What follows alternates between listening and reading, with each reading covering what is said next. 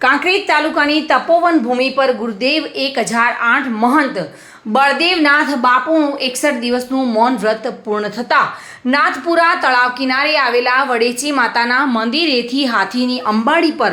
બાપુની શાહી સવારી નીકળીને દેવ દરબાર જાગીર મઠ ખાતે પહોંચી હતી અને ત્યારે દીકરીઓ દ્વારા સામૈયા કરીને બાપુને કુમકુમ તિલક કરી ચોખાથી વધાવવામાં આવ્યા હતા।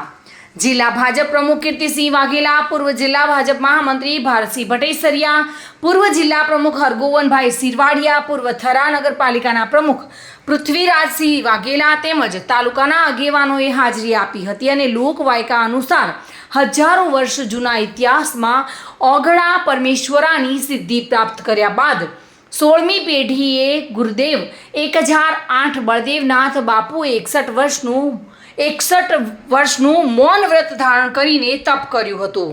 ત્યારે આજે નાથપુરા વડેચી માતાના મંદિરથી શાહી સવારી નીકળીને દેવ દરબાર જાગીર મઠે પહોંચી હતી